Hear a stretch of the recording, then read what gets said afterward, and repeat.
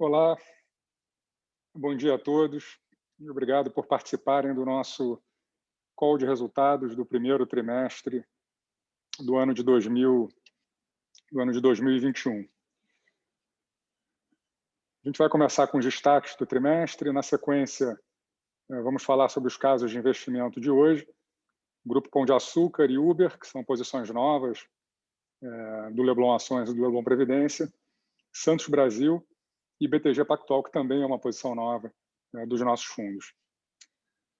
No primeiro trimestre de 2021, o Leblon Ações apresentou uma desvalorização de 0,8% e o Leblon Ações 2 uma desvalorização de 0,7%, que se compara com uma desvalorização de 2% do Ibovespa no trimestre.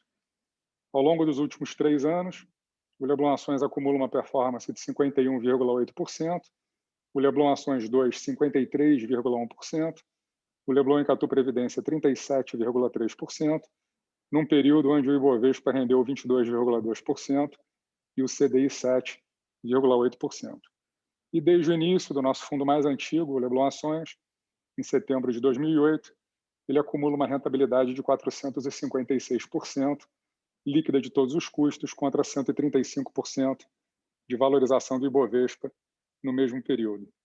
Nós encerramos o primeiro trimestre de 2021 administrando 3,6 bilhões de reais em ativos, de pouco mais de 25 mil clientes, e voltamos a reforçar o time ao longo do trimestre com a contratação da Marina Capobianco para reforçar o nosso time de relacionamento com os investidores. Rapidamente sobre as principais contribuições positivas e negativas para a performance do Leblon Ações no primeiro trimestre.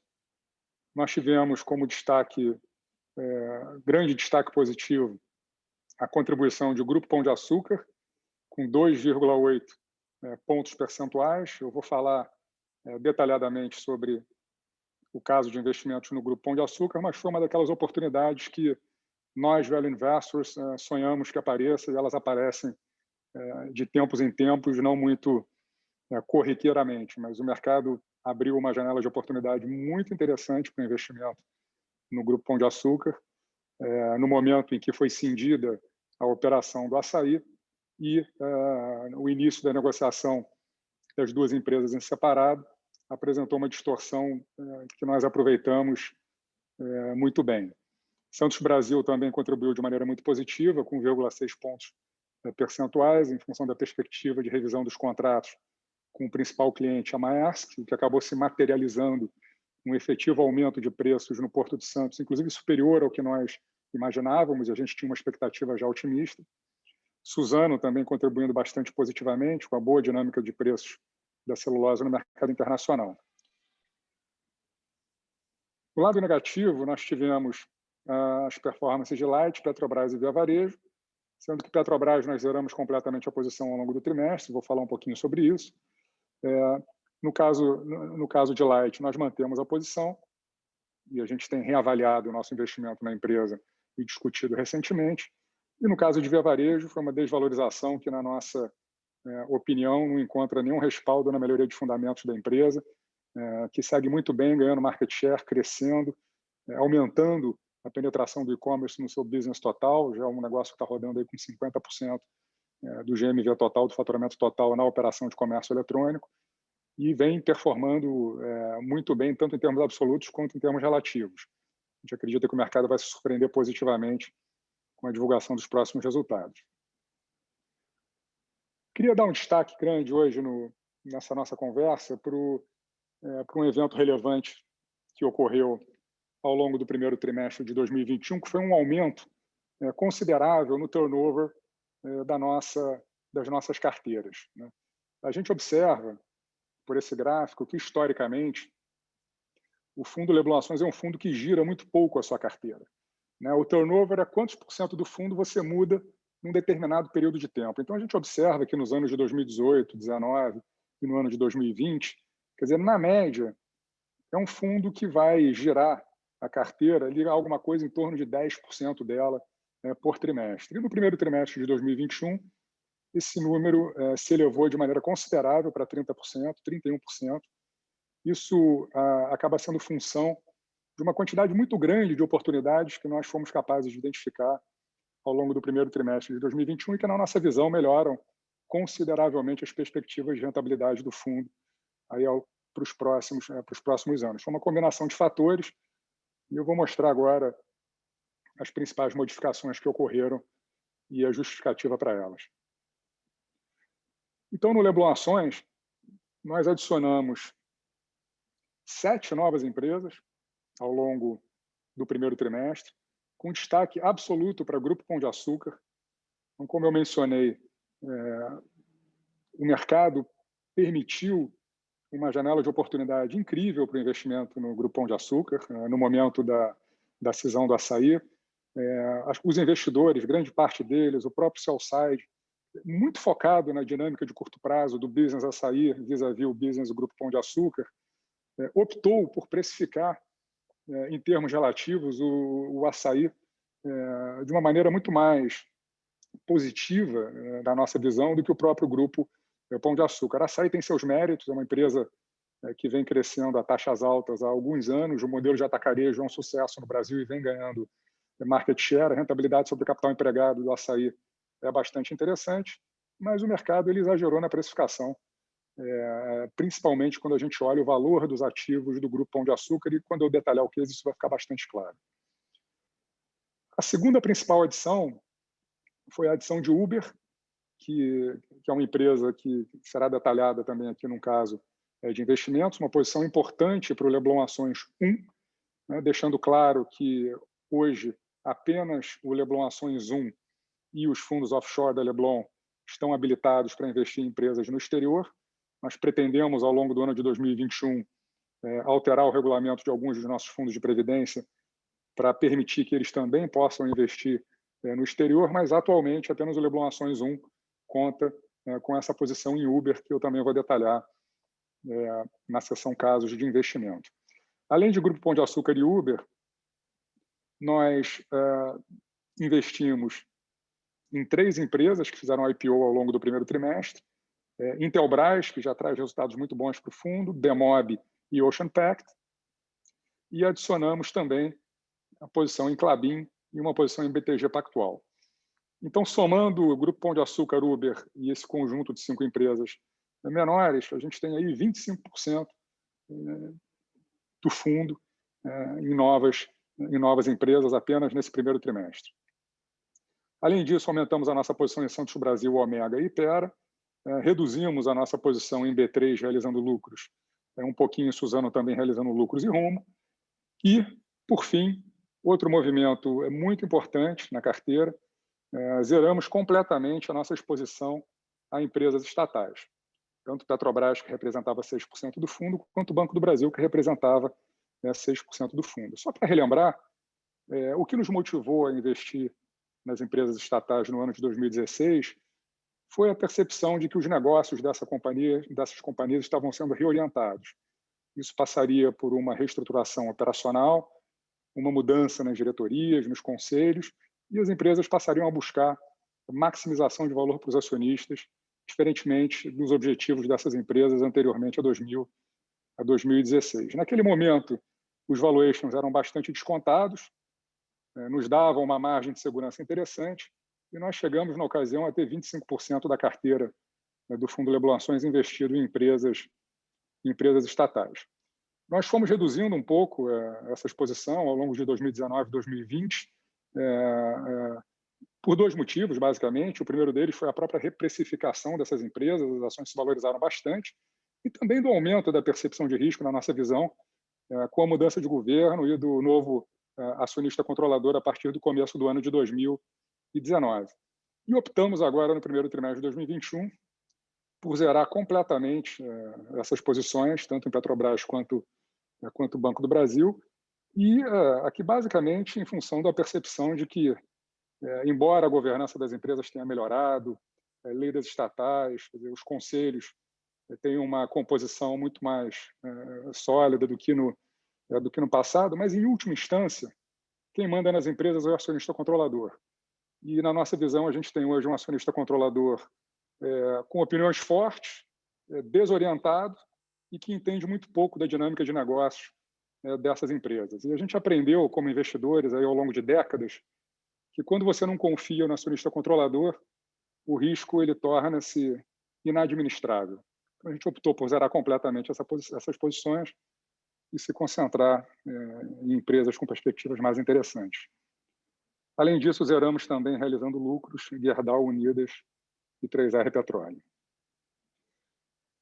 Aqui a carteira do Leblon Ações 2 é exatamente os mesmos movimentos do Leblon Ações 1, com exceção de Uber, dado que o regulamento do Leblon Ações 2 hoje não permite o investimento no exterior. Com isso, a nossa carteira ficou com essa configuração.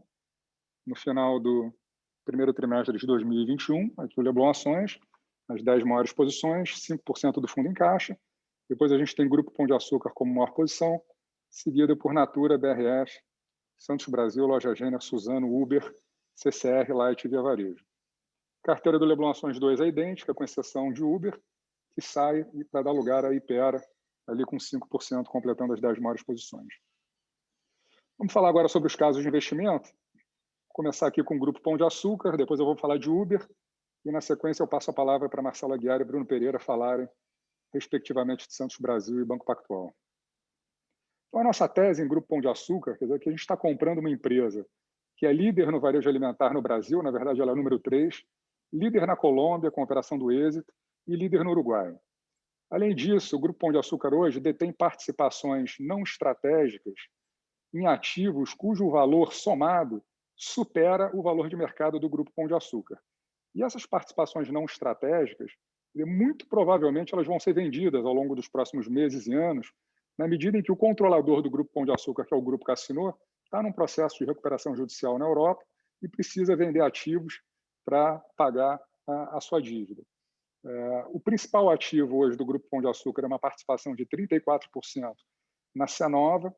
A Cenova é o segundo maior e-commerce da França, e essa participação, para vocês terem uma ideia, a valor de mercado, ela vale 6 bilhões de reais, só a participação na Cenova. E o market cap do Grupo Pão de Açúcar hoje inteiro é de 9 bilhões de reais. Além da Cenova, o Grupo Pão de Açúcar tem uma rede de 103 farmácias, tem 74 postos de combustíveis, tem 25 supermercados na Argentina, 290 mil metros quadrados de área locável no GTA Malls. Então, quando você soma o valor de todas essas participações não estratégicas que devem ser vendidas nos próximos meses e anos, só aqui a gente já chega num valor de mercado superior ao valor de mercado do Grupo Pão de Açúcar inteiro.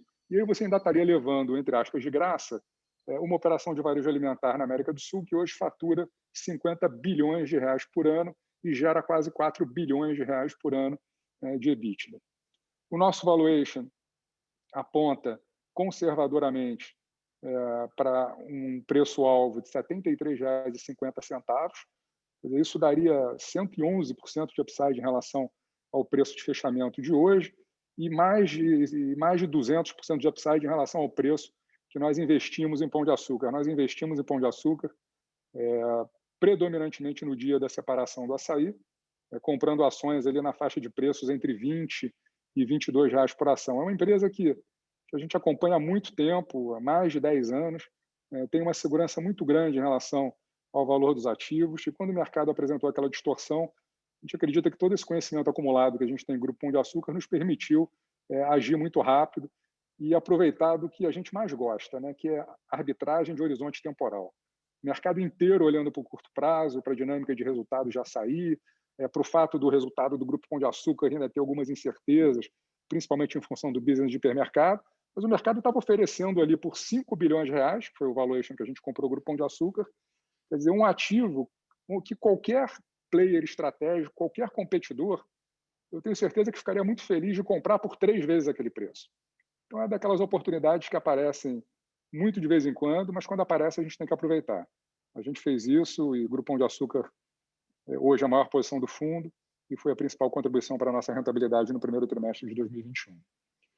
O momento atual é um momento de foco nas operações dos supermercados e hipermercados no Brasil. Tem várias oportunidades para aumento de rentabilidade dessas operações e de crescimento também. A empresa tem um posicionamento no e-commerce alimentar brasileiro hoje de liderança e é um mercado que está crescendo 3 dígitos, né, o e-commerce de varejo alimentar no Brasil. O Grupo Pão de Açúcar já fatura mais de R$1 bilhão no e-commerce de varejo alimentar.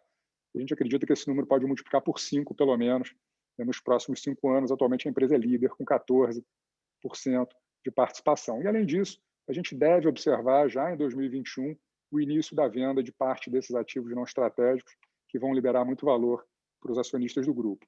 Detalhando um pouco aqui o nosso valuation, a gente foi bastante conservador, está considerando um valor justo aqui de 6 vezes EBITDA para as operações brasileiras, colombianas e uruguaias, o que a gente chegaria ali a R$24 bilhões de valor justo para a operação de varejo na América do Sul, descontando a dívida líquida aqui já ajustada pelos aluguéis de 10,8 bi, adicionando R$6 bilhões, seria o valor da Cenova a valor de mercado atualmente, a gente chega a um target price de R$73 por ação, um upside de mais de 100%, mesmo depois dessa alta de 70% que nós capturamos aí nos últimos 30 dias.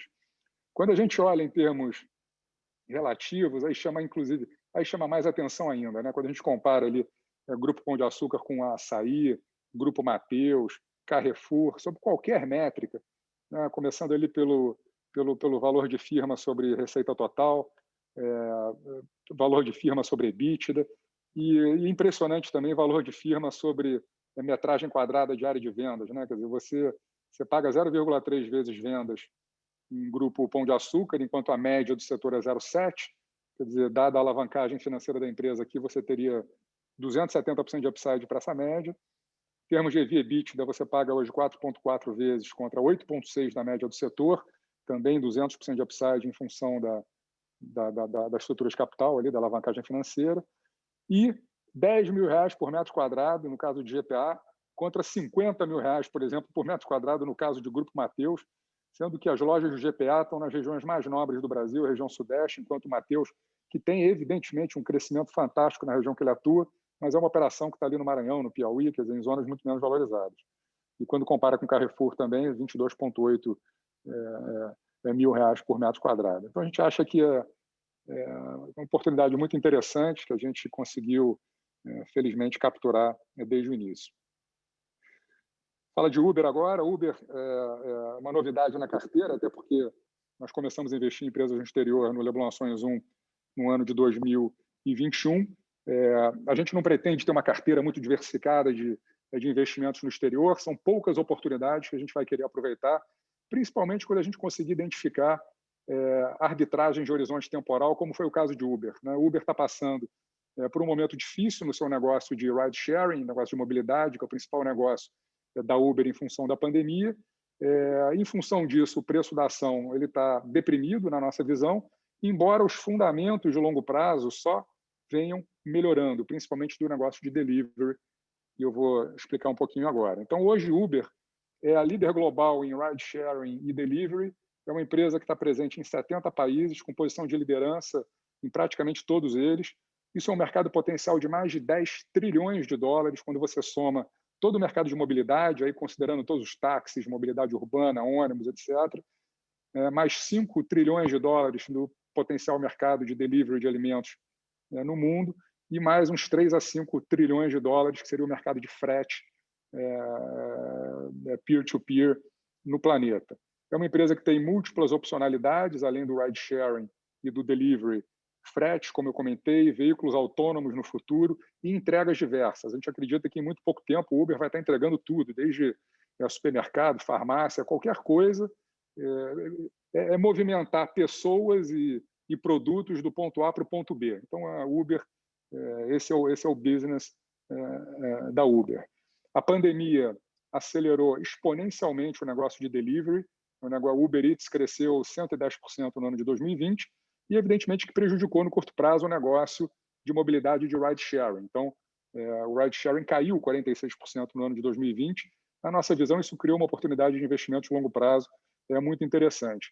A gente acha que Uber é a candidata a ser uma das big techs no futuro, junto ali com Facebook, Apple, Amazon, Netflix, Google. Só que hoje o valor de mercado dela ainda é menos de 10% do valor de mercado médio das FANG, né, que é Facebook, Apple, Amazon, Netflix e Google. Então, a gente acha que isso é uma distorção relevante de longo prazo. O nosso valuation ele aponta para um upside superior a 100%, com premissas razoavelmente conservadoras. As premissas são um crescimento de receita de 30% ao ano, aí do ano de 2021 a 2026, com 25% de margem EBITDA no longo prazo, que é a meta da empresa. A gente acha que eles atingem essa meta antes de 2026, e com um múltiplo de saída de 16 vezes, né? O momento atual é um momento de crescimento exponencial no delivery, como eu mencionei. O ride sharing ele começa a acelerar agora no primeiro trimestre de 2021 com a reabertura das economias, e essa combinação de delivery performando muito bem, com o ride sharing voltando, vai pegar a empresa com uma base de custos e despesas muito mais ajustada.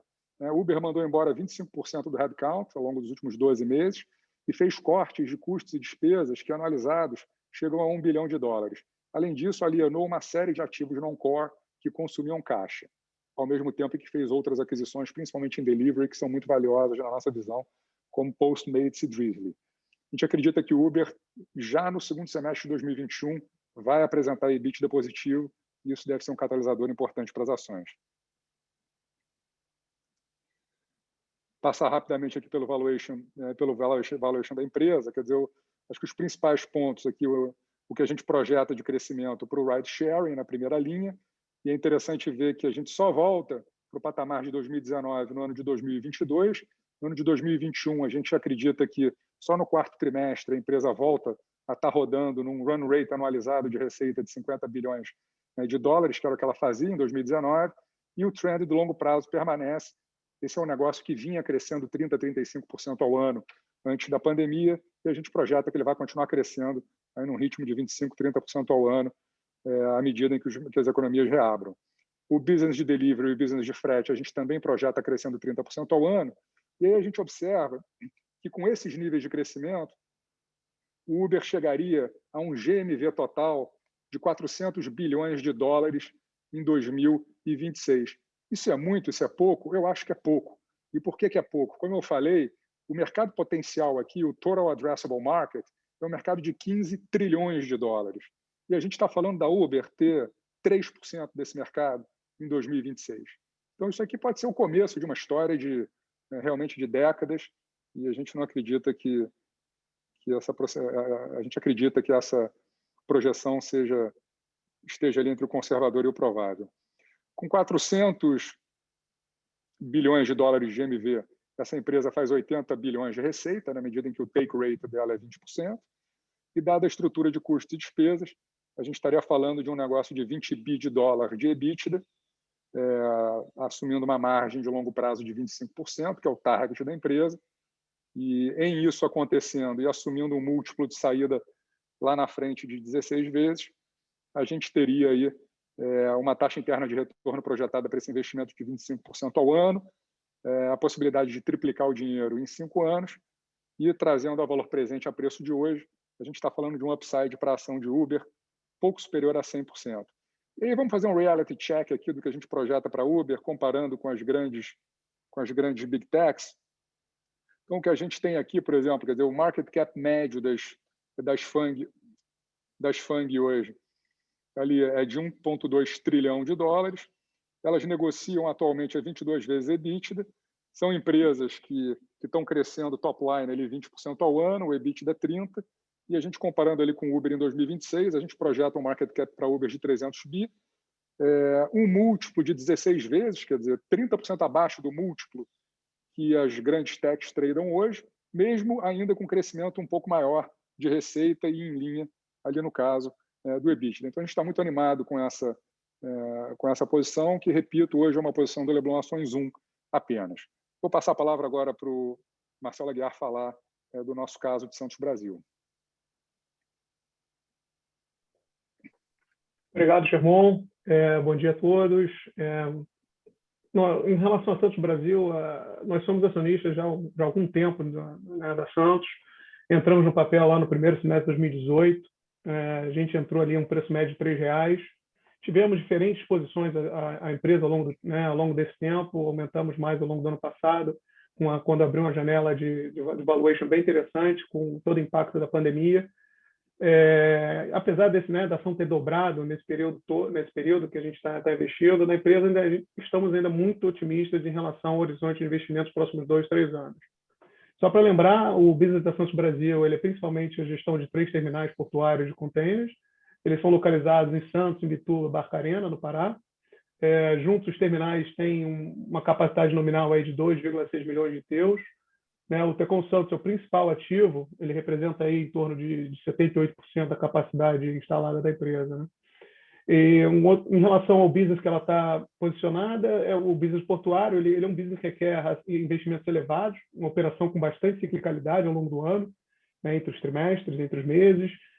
O custo, na sua maioria, eles são custos fixos, né, o que proporciona uma forte alavancagem operacional quando nós temos um horizonte de crescimento de volumes. É exatamente o que nós estamos antevendo para os próximos anos, inclusive para o curto prazo. Então, a tese de investimento é ancorada, vou elencar aqui em 5 pilares. Né? O primeiro deles é um segmento de elevada barreira de entrada, né? Um ativo com alto valor estratégico, difícil de ser replicado. Né? O Tecon Santos ainda possui uma capacidade ociosa e com um preço de movimentação de container bastante reduzido, comparado com os patamares que nós acreditamos sendo de equilíbrio. Segundo ponto, eu diria que tem uma elevada capacidade, de utilização dos piers da Santos, no Porto de Santos, está devolvendo o poder de precificação para os terminais versus os armadores. Né? Isso não se verificou desde 2013. Isso porque hoje, dos 3 terminais de contêineres, né, um já está cheio, ou seja, só tem Santos e o segundo com capacidade de captar volume. Esse cenário deve proporcionar aumentos relevantes de preços, né, nos próximos 4 anos, sendo que o primeiro já aconteceu, já acabou de efetivar, como o Sherbon falou brevemente na apresentação dele. O terceiro pilar, a gente tem um projeto, um forte crescimento de geração de caixa, né, por causa desses fatores, volume, preço e alavancagem operacional. O quarto, a empresa fez um follow-on ano passado, levantou 800 milhões de reais, que não foi alocado. Né? Ela deve alocar ao longo desse ano e ano que vem, o que vai adicionar ainda mais crescimento, que não está no modelo de ninguém, e diversificando receita e dando um de-risk na tese. Né? Provavelmente a empresa vai entrar em outros terminais de granel líquido, sólido, com parceiros.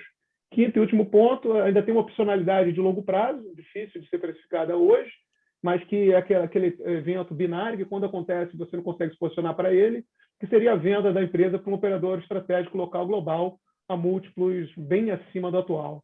Né? Então, a questão do valuation, a gente tem por uma análise de fluxo caixa descontado aí para o período de concessão dos ativos, né, assumindo uma WACC de 11%, encontramos aí um valor justo de R$ 13,20. Apesar de toda a performance da empresa, quando você investe ela a R$ 7,30, a gente ainda encontra uma taxa interna de retorno de 19% ao ano, bastante relevante, e bem acima do que a gente encontra para ações de expostas ao segmento de infraestrutura. Falando um pouquinho agora do momento atual, é bom e bem melhor do que a gente imaginava e estava modelando, né? Por causa dessa questão da redução de competição entre os terminais estão enchendo. Né, para vocês terem uma noção, no primeiro bimestre do ano, a Santos foi o melhor bimestre da história da empresa, ou seja, ela já está começando a pegar market share versus os demais players. Em linha com a nossa tese, né, ela colocou um press release durante essa semana, dizendo que fechou o contrato com seu maior cliente que representa 60% da movimentação do Tecon Santos. E a gente estima que a empresa não disse isso, é uma estimativa nossa, com base no guidance que eles divulgaram, que ele deve ter duplicado o preço que cobrava desse cliente. Né? Então, o EBITDA guidance divulgado pela empresa, ele estava em torno de 25% acima do consenso. Né? E se ela entregar, né, o ponto médio desse guidance, o EBITDA da empresa vai dobrar em relação a 2020, e 2020 foi um ano assim, em linha com 2019, ou seja, o EBITDA não foi EBITDA assim, né, de vale de ciclo. Né? E quando você olha no Bovespa, tem poucas empresas, né, com todos esses pontos que eu elenquei de vocês, valor estratégico, difícil de replicar, funcionalidade interessante no longo prazo, que vão entregar o dobro de EBITDA em 2021 vezes 2020. Então, acho que continuamos bastante otimistas aí em relação ao Santos Brasil. Vou passar a palavra agora para o Bruno Pereira.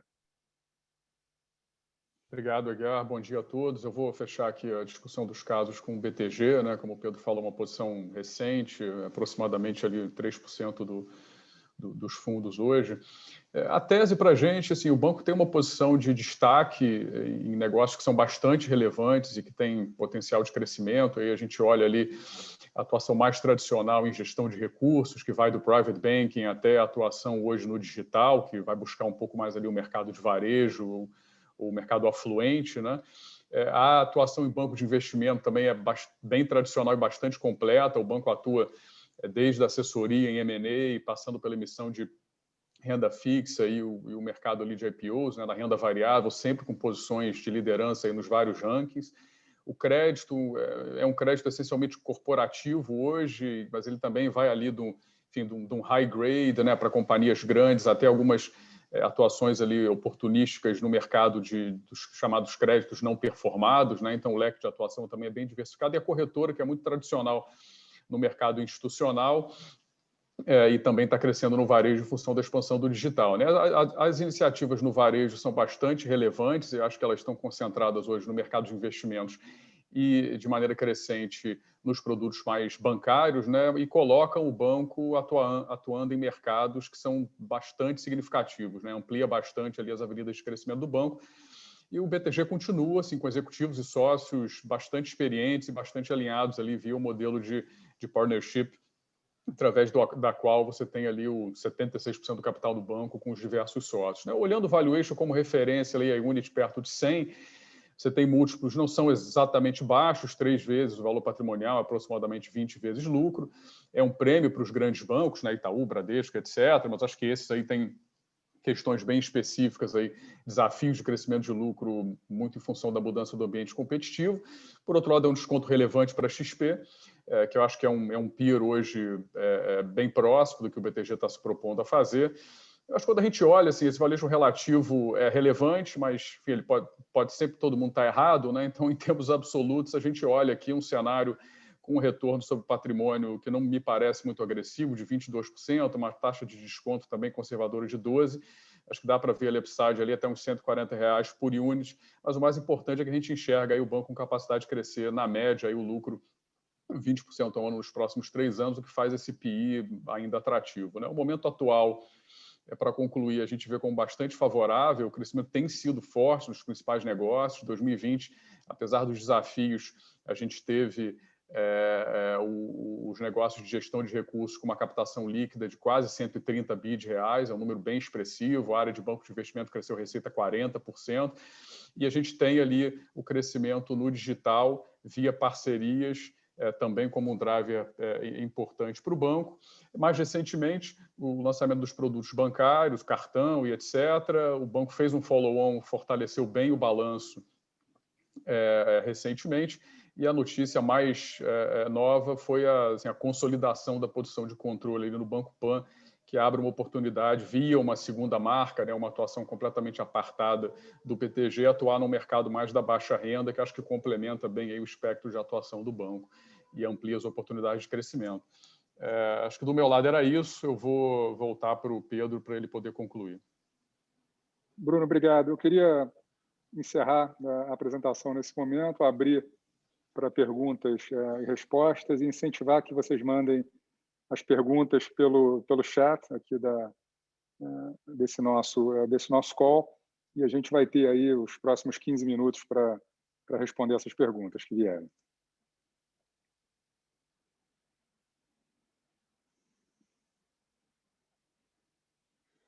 A primeira pergunta aqui, nos últimos dias houve comunicados de aumento de posição em Mills e Springs, se a gente poderia falar um pouquinho a respeito. Nos últimos 10 dias, nós soltamos 2 comunicados de aquisição de participações relevantes. O somatório de ações que nós detemos de Springs Global superou os 10% do capital total da companhia, e o somatório de participações dos nossos fundos na Mills ultrapassou ali a barreira dos 5% do capital total da Mills. Foram compras pequenas que nós fizemos recentemente. Nós já tínhamos 4,5% do capital total da Mills e pouco mais de 9% do capital total da Springs. São small caps que nós acreditamos muito no potencial de valorização aí nos próximos anos, e fizemos compras marginais aí nos últimos 10 dias, mas que fizeram com que a gente cruzasse a barreira dos 5% e 10%, por isso a gente teve que divulgar. Tem uma outra pergunta aqui de Springs e Mills, que foi respondida. Uma pergunta aqui para o Bruno Pereira. A aquisição do controle do Banco Pan, na visão de vocês, foi por um valor justo? Como esse ativo pode ser estratégico para o BTG? Olha, eu acho que foi um valor bem razoável para a aquisição. Tá? Os múltiplos de curto prazo do Banco Pan são altos, mas a tendência de recuperação de rentabilidade e crescimento de lucros é bem clara, né? Essa curva é bem empinada aí nos últimos anos e eu acho que essa consolidação ali na posição de controle absoluto, acho que permite fazer uma série de coisas que dividir o controle com a Caixa talvez não fosse possível. Então, acho que estrategicamente, como eu falei, é uma posição num mercado mais para baixa renda, para o crédito, que eu acho que o BTG não faria no seu próprio balanço e nem faria com a sua marca. Então, acho que complementa a atuação do banco em produtos e numa base de clientes que diretamente o BTG não explora. Acho que por isso é um movimento bastante estratégico. Eu acho que toda iniciativa de conta digital e crédito pessoal para baixa renda vai ser feito ali e não dentro do próprio BTG. Acho que é mais uma avenida de crescimento que o banco tem indiretamente. Uma pergunta aqui sobre CCR, que eu vou passar para o Marcelo Aguiar, para comentar um pouquinho rapidamente a tese de CCR. Basicamente, CCR é o melhor gestor, né, de concessões de infraestrutura no Brasil. Né? A empresa, claramente, a ação está descontada perto do que a gente imagina que vai ser, né, a execução dela com os ativos atuais. Né? A ação negociando aí em torno de 8% de TI real. Estamos entrando agora num ciclo muito forte de bids, né? Na verdade, de leilões de concessão, né? E com baixa penetração de estrangeiros. Né? Alguns ativos não devem ter uma competição muito elevada. Então, imagino que a gente vai ter aí um momento muito interessante da CCR adicionando bastante ativos, né, ao seu portfólio, junto com ainda um acordo com São Paulo em relação a desequilíbrios anteriores, que pode adicionar aí um maturity, né, do portfólio dela de 3 a 4 anos. Então, enfim, eu acho que o timing da CCR, aí, os próximos 2 anos da CCR, deve ser muito interessante. Eu acho que o papel hoje, na nossa visão, está pouco precificado. Algumas perguntas aqui sobre BR Foods, perspectivas da empresa, tanto no Brasil quanto fora do Brasil. BR Foods é uma ação que finalmente está contribuindo de maneira significativa para a nossa performance nos últimos meses. A gente gosta muito dessa combinação de dominância no mercado brasileiro, com muito pricing power e capacidade de repassar preços que a empresa vem demonstrando em diversas categorias. A BR Foods tem mais de 50, 60 de market share, é líder, é quem comanda as variações de preço e ela não tem tido dificuldade nenhuma em repassar os aumentos nos custos dos grãos para os preços no Brasil e manter margens, mesmo num cenário mais desafiador de demanda e estrutura de custos. Nas exportações no mercado internacional, o câmbio atual também favorece a empresa e a gente segue otimista. Ela segue sendo uma das 5 maiores posições do fundo, apesar da reprecificação da ação recente, ela ainda negocia pouquinho mais de 6 vezes o EBITDA que a gente projeta por ano de 2021, com uma empresa que historicamente sempre negociou a 8 vezes e meia. Então, tive ainda pelo menos aí uns 30%, 40% de upside, com risco baixo. De novo, é uma empresa que é um bom hedge contra a inflação, é um bom hedge contra câmbio e tem tudo para ter um bom ano de 2021, em que pese o primeiro trimestre não deve ser maravilhoso, mas a empresa já anunciou uma série de aumentos de preço aí no começo de abril. A gente acredita que 2021 vai ser mais um bom ano e a empresa ainda está muito descontada.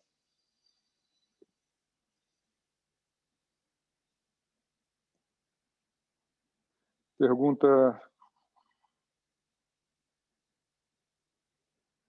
Tem algumas perguntas aqui sobre cenário econômico, cenário macro.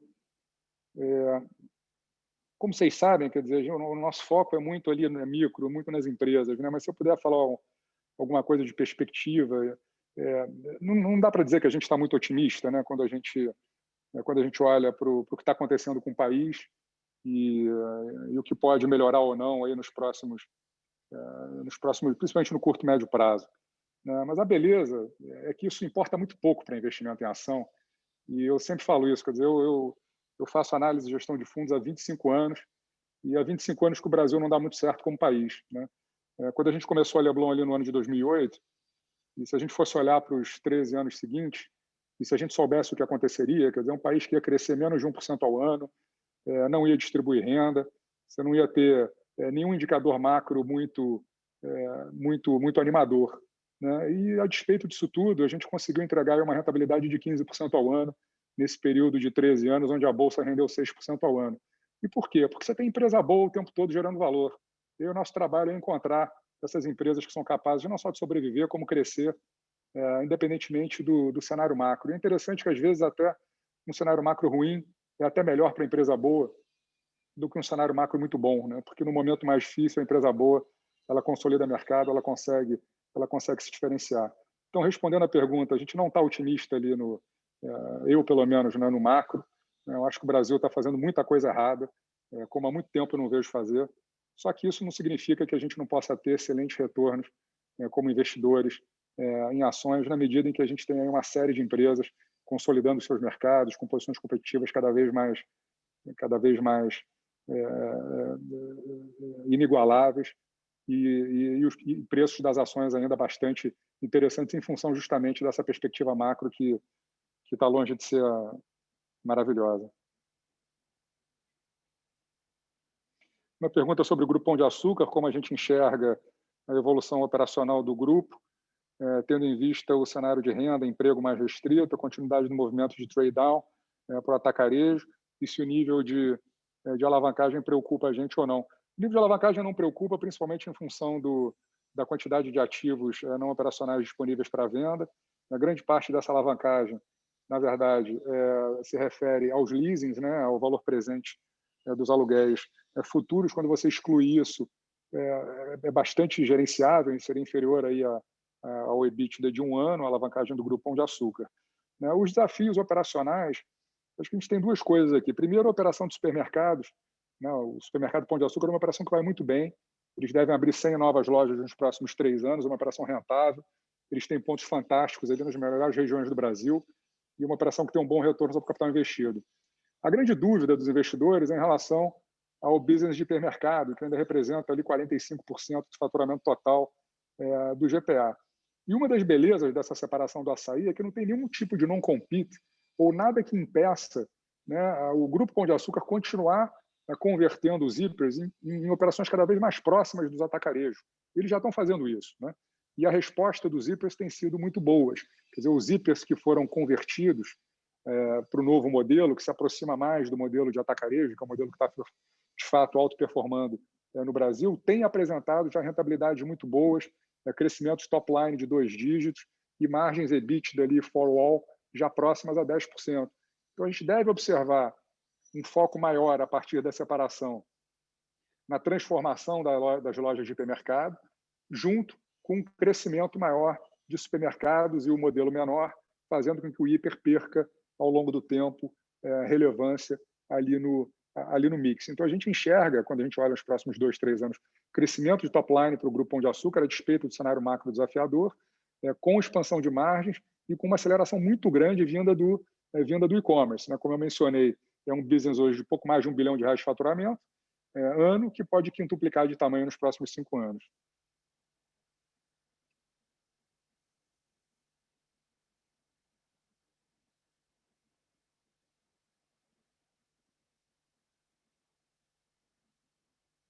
Tem uma pergunta aqui sobre Petrobras, que eu vou passar para o Marcelo Mesquita responder rapidamente.